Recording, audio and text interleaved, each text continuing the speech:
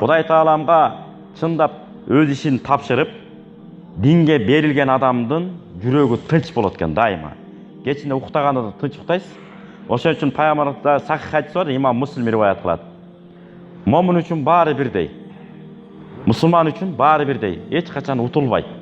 Дайым эле соопко ээ боло берет. Кандай десе, жакшылык, ийгилик келсе шүгүр келтирет экен дагы сооп ала болот экен.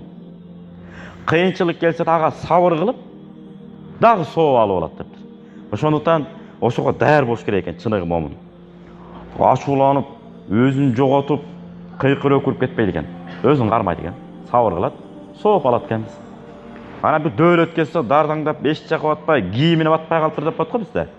Кийимине батпай монда баскандар башкача болуп, каздай болуп басып. Пиңгиби дейбиз, эмне дейбиз? Ошондо болуп басып, адамдар көзүнө көрүнбөй калат. Ак сакалбы, көк сакалбы айырмасы жок баарына. Мына көз башын аңтарып тияк кылып. Ошондой болбойт экен. Мына ошол алсыздыктан, ыймандын диндин таалим тарбиясын толук албагандыктан эмне болуп атат мына көчөдөн? Мына кече жакында колго түштү атат. Эки бала мушташка, урушка, беттешке кубаты жок 3 алсыз баланы не кылды?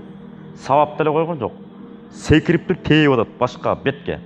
Адамды бетке урбайт да өзү негизи. Туура эмес да. Ошол караңгылыктын жеткен чеги бул. Бул туура эмес. Анткени эми бул болгон. Кааласа каалабасак дагы. Мына Советтер Союзунда андан мурункулар деле баягы жыгылган адамды теппейт деп, урушту жеңилди кетип калган. Болду десе тигиси болуптур, болду деп атат деп акырын басып кетип калган да, туурабы?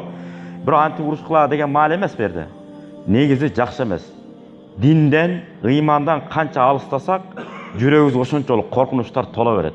Балам эмне болду? Кызым эмне болду? Россияга кетти эле, Америкага кетти эле, Кытай жака кетти эле, тынч аман болсо экен, бузулган балдарга кошулуп кетпесе экен, кызым бузулган кыздарга кошулбаса экен деп санаа тартасыз. Эгерде ыйманды, исламдагы таалим тарбияны толук канды үйрөтүп бүтүп койгон болсоңуз, жүрөгүңүз тынч жатасыз. Эмне үчүн? Балаңызга ишенесиз, 5 мал намазы бекем. Кызыңызга ишенесиз, 5 мал намазы бекем. Күйөө бала экөө жашнакка жүрөт. Күйөө балаңыз менен ынтымак жашайт деп толук ишенесиз. Эмне үчүн? 5 мал намазга бекем отургандыгы үчүн. Бирок 5 мал намаз окугандан кийин дагы жашоого байланыштуу китептерди көп окуган болсо, ошол жакшы.